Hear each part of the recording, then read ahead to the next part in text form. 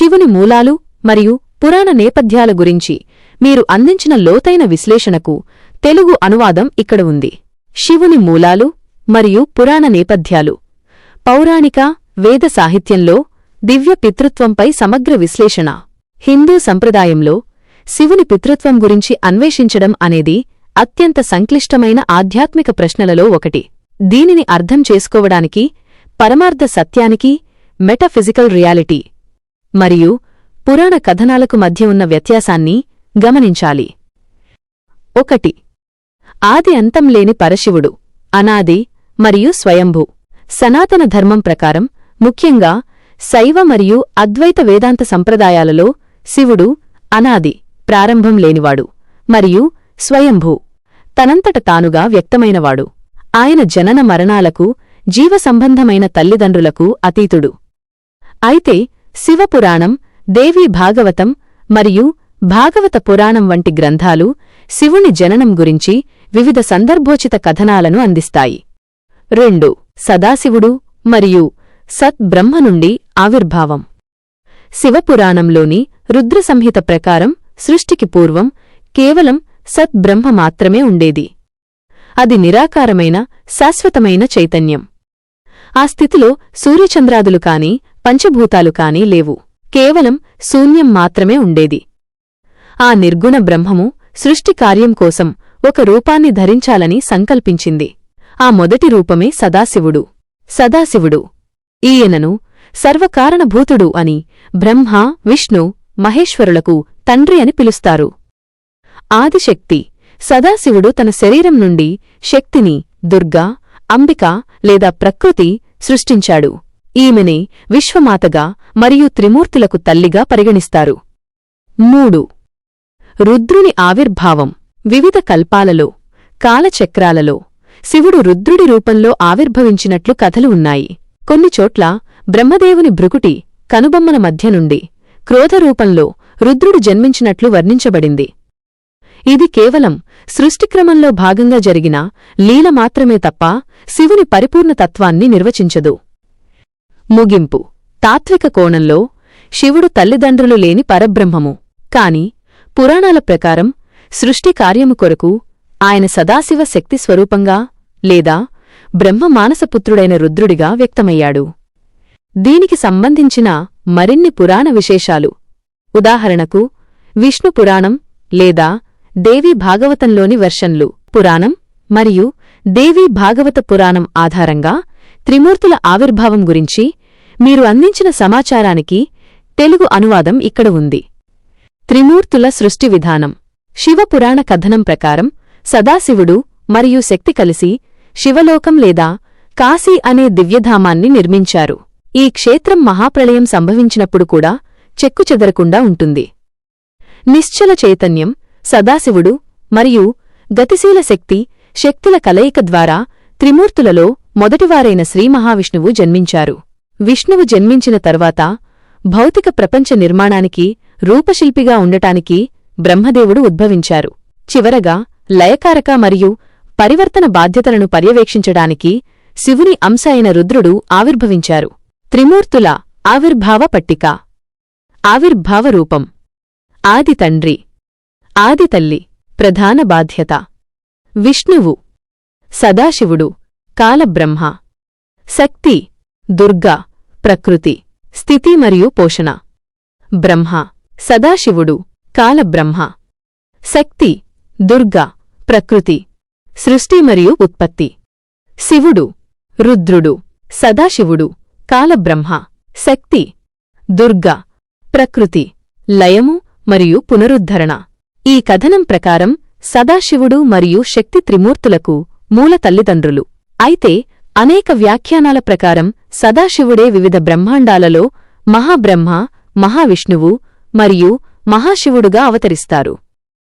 దీనిని బట్టి మనం ఆరాధించే దేవతలు ఆ ఏకైక ఆది దంపతుల యొక్క స్థానిక స్వరూపాలని అర్థం చేసుకోవచ్చు. శాక్త దృక్పథం. ఆది పరాశక్తి, జగన్మాత. దేవీ భాగవత పురాణం ఒక భిన్నమైన కథనాన్ని అందిస్తుంది. ఇది స్త్రీతత్వమైన ఆది పరాశక్తి యొక్క సర్వోన్నతను చాటిచెబుతుంది. ఈ సంప్రదాయం ప్రకారం శివుడు స్వయంభూవుడు కాదు, ఆయన జగన్మాత ద్వారా సృష్టించబడినవాడు. ఈమె సమస్త సృష్టికి విశ్వగర్భం కాస్మిక్ వూమ్గా పనిచేస్తుంది. భాగవత పురాణం మరియు ఇతర పురాణాల ఆధారంగా మీరు అందించిన ఈ సమాచారం చాలా లోతైన ఆధ్యాత్మిక అర్థాన్ని కలిగి ఉంది.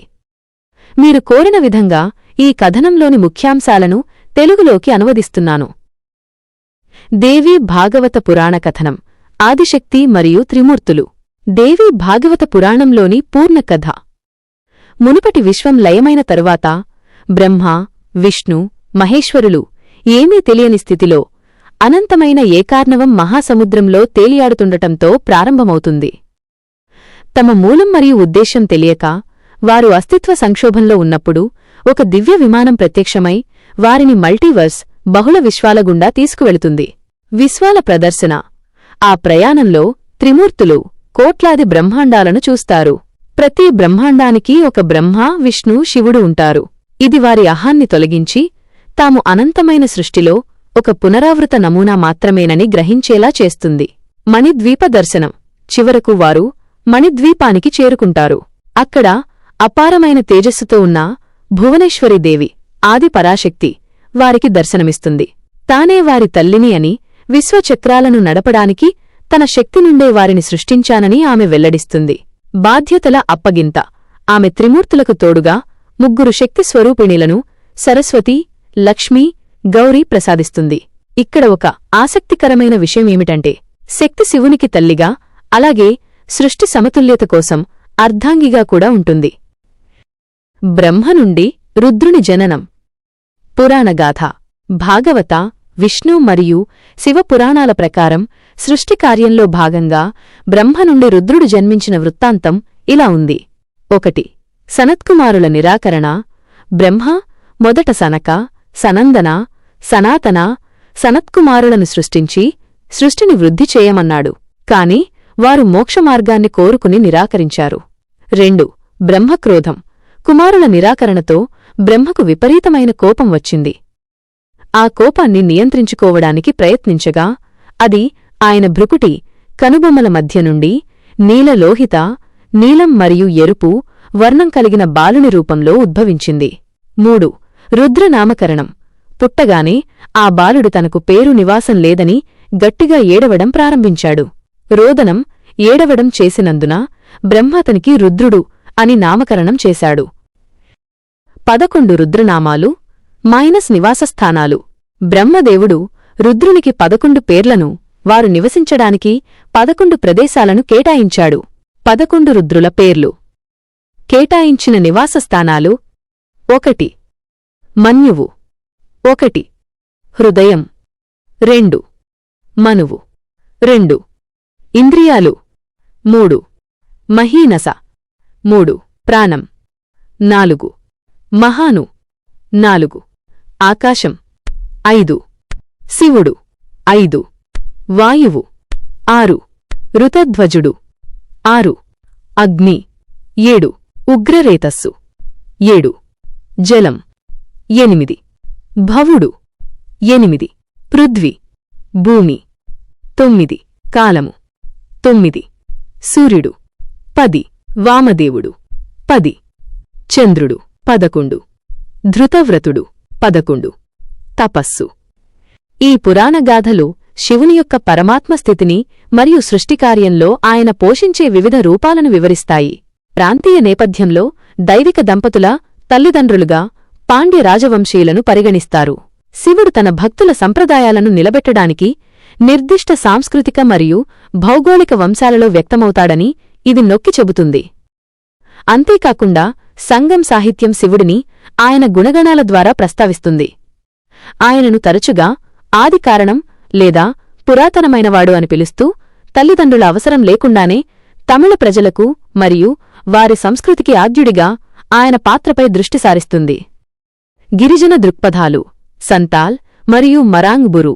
శివుని తల్లిదండ్రుల గురించిన అన్వేషణలో భారతదేశపు స్థానిక లేదా గిరిజన వర్గాల దృక్పథాలను కూడా చేర్చాలి. ఇక్కడ ఆయన అత్యంత ప్రాచీన దైవంగా కొలవబడతారు. సంతాల్ గిరిజనులలో అత్యున్నత దైవం మరాంగ్ బురు, గొప్ప పర్వతం లేదా మహాదేవుడు. వారి సృష్టి సిద్ధాంతం ప్రకారం మరాంగ్ బురు మానవాళికి మరియు మొత్తం విశ్వానికి సృష్టికర్త ఆయనకు తల్లిదండ్రులు లేరు. ఈ గిరిజన కథనాలు శివుడు ఒక అధికారిక హిందూ దేవతా వ్యవస్థలో చేర్చబడకముందే ఇతర దేవతలందరికీ తండ్రి వంటి వ్యక్తిత్వం కలిగినవారని సూచిస్తున్నాయి. గిరిజన మనస్తత్వంలో శివుడు అడవులు మరియు పర్వతాలకు అజన్ముడైన పుట్టుకలేని రక్షకుడు. ఈ నమ్మకమే పురాణాల్లోని స్వయంభూ అనే భావనకు పునాదివేసి ఉండవచ్చు. పునరావృత జన్మ, త్రిమూర్తుల పరస్పర మూలాలు. శివపురాణం జనవరి 7, 13 అందించిన ఒక లోతైన అంతర్దృష్టి. బ్రహ్మ, విష్ణు, మహేశ్వరుల మధ్యగల పరస్పర జన్మ సిద్ధాంతం. ఎవరు ఎవరికి తల్లిదండ్రులు అనేది కేవలం దృక్పథం మరియు కాలచక్రం కల్పం మీద ఆధారపడి ఉంటుందని ఈ సిద్ధాంతం చెబుతుంది. వేర్వేరు కల్పాల్లో ఈ క్రమం మారుతూ ఉంటుందని గ్రంథం వివరిస్తుంది. పూర్వకల్పం రుద్రుడు, శివుడు, బ్రహ్మ మరియు విష్ణువులను సృష్టించాడు. మరొక కల్పం బ్రహ్మ రుద్రుడిని మరియు విష్ణువును సృష్టించాడు. మూడవ కల్పం విష్ణువు రుద్రుడిని మరియు బ్రహ్మను సృష్టించాడు. ఈ పునరావృత వంశక్రమం ఈ ముగ్గురు దేవతలు ప్రాథమికంగా మహేశ్వరుని నుండి జన్మించిన ఆత్మస్వరూపులు అని వివరిస్తుంది. వారు గుణాలలో సమానులు మరియు ఒకే పరమాత్మ యొక్క విభిన్న కోణాలు మాత్రమే. అందువల్ల శివుని తల్లిదండ్రుల పూర్తి కథ అనేది ఒక సరళ రేఖ కాదు, అది ఒక పునరావృత చక్రం. విశ్వం యొక్క అవసరాలను తీర్చడానికి దేవతలు ఒకరినొకరు వ్యక్తరూపంలోకి తెచ్చుకుంటారు. శివుని తల్లిదండ్రుల ఆపాదితాల సంక్షిప్త సారాంశం. వివిధ గ్రంథాలలో కనిపించే విభిన్న కథనాలను బట్టి, శివుడు ధరించే రూపం లేదా కోణాన్ని బట్టి ఆయన తల్లిదండ్రులను ఇలా వర్గీకరించవచ్చు. శివుని రూపం బై కోణం. తల్లి, తండ్రి, మూల సంప్రదాయం. నిర్గుణ శివుడు. ఎవరూ లేరు, అనాది. ఎవరూ లేరు, స్వయంభూ. అద్వైత వేదాంతం. సదాశివుడు. శక్తి, దుర్గా, ప్రకృతి. నిరాకార బ్రహ్మం. శివపురాణం. రుద్రుడు, బ్రహ్మక్రోధం. బ్రహ్మదేవుడు. భాగవత పురాణం. 11 మంది రుద్రులు. అదితి బై సురభి.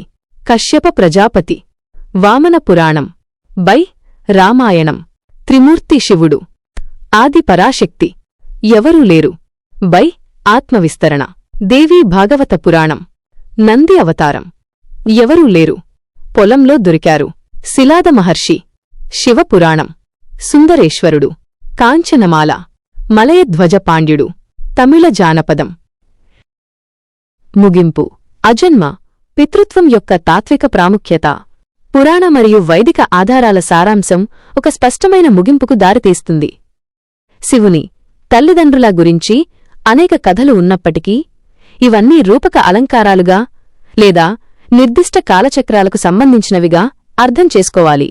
అసలైన పూర్తి కథ ఏమిటంటే, శివుడు తల్లిదండ్రులనే భావన పుట్టకముందే ఉన్న ఆదిమ చైతన్య సూత్రం.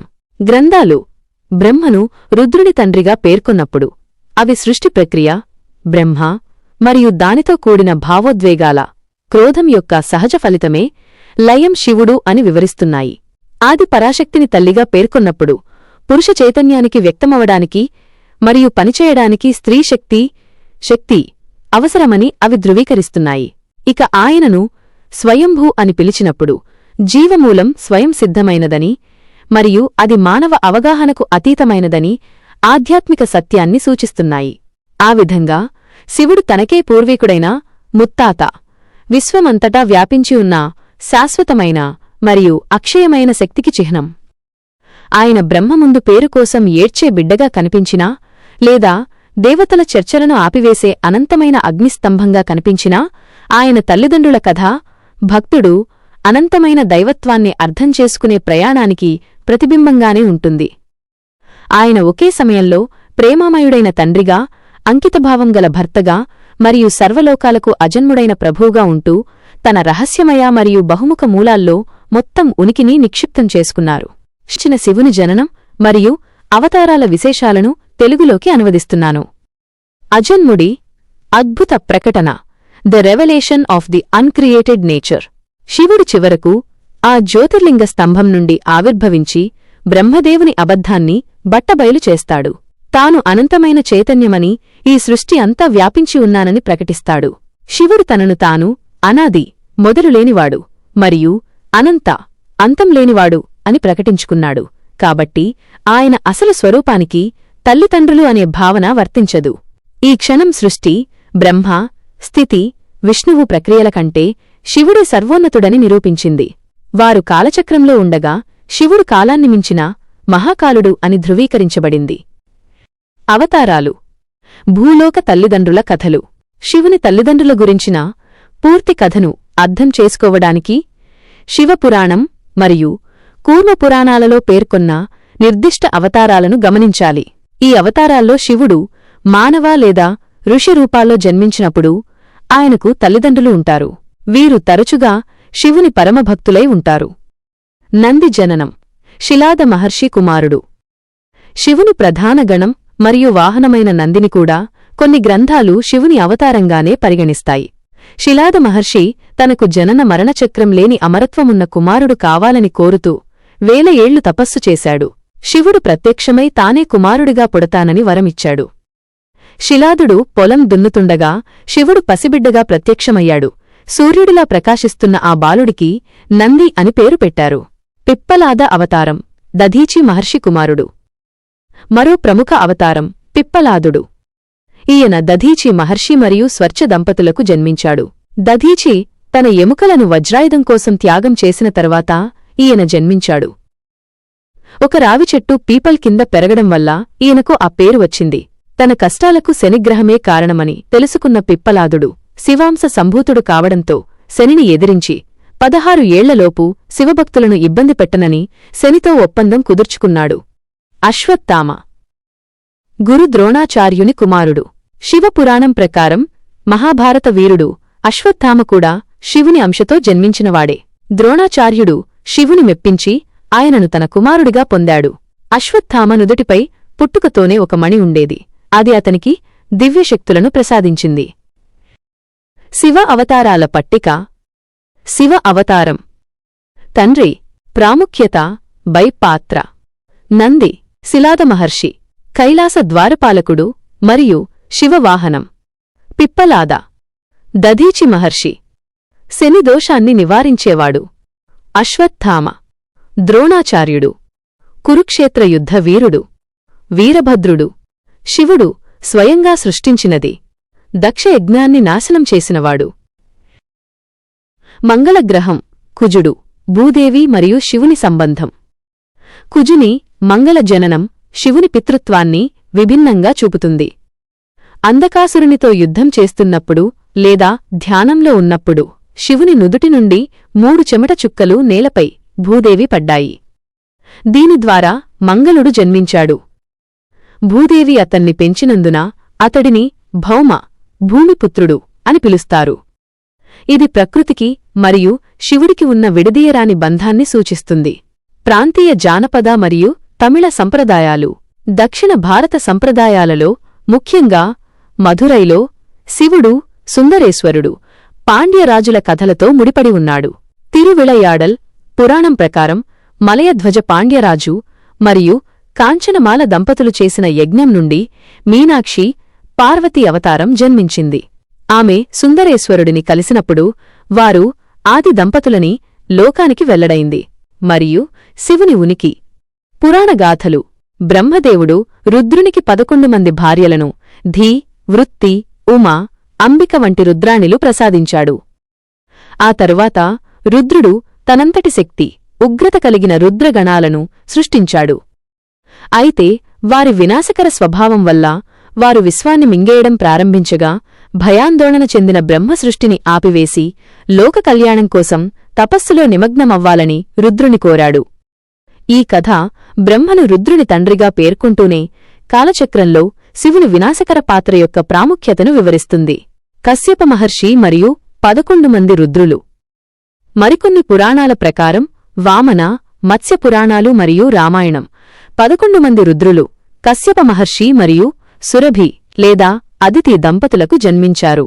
ఇక్కడ శివుడు కేవలం పరమాత్మగానే కాకుండా 33 కోట్ల దేవతలలో ఒకరిగా వంశవృక్షంలో భాగమయ్యాడు. అసురుల చేతిలో ఓడిపోతున్న దేవతలను రక్షించడానికి కశ్యపుడు కాశీలో ఘోర తపస్సు చేసి శివుడిని మెప్పించాడు. శివుడు ఆయనకు పుత్రుడిగా జన్మిస్తానని వరమిచ్చాడు. అలా కశ్యపుని కుమారులైన కపాలి, పింగళ, భీమ వంటి రుద్రులు యుద్ధంలో అసురులను ఓడించి ధర్మాన్ని కాపాడారు. శివుడు స్వయంభూ మరియు జ్యోతిర్లింగ గాథ. పురాణాల్లో జన్మవృత్తాంతాలు ఉన్నప్పటికీ శివుడు స్వయంభూ, తనంతట తానుగా ఆవిర్భవించినవాడు అని లింగపురాణం మరియు స్కాందపురాణం చెబుతున్నాయి. బ్రహ్మ, విష్ణువుల మధ్య ఎవరు గొప్ప అనే వివాదం తలెత్తినప్పుడు శివుడు ఒక అనంతమైన అగ్నిస్తంభం, జ్యోతిర్లింగం రూపంలో ప్రత్యక్షమయ్యాడు. విష్ణువు వరాహరూపంలో అడుగుభాగాన్ని వెతకడానికి వెళ్లి కనుగొనలేకపోయాడు. బ్రహ్మ హంసరూపంలో పైభాగాన్ని వెతకడానికి వెళ్లి అది సాధ్యంకాక కేతకి మొగలి పువ్వుతో అబద్ధం చెప్పించాడు. ఈ గాథ శివునికి ఆది, అంతం లేదని, ఆయనే సర్వోన్నతుడని నిరూపిస్తుంది.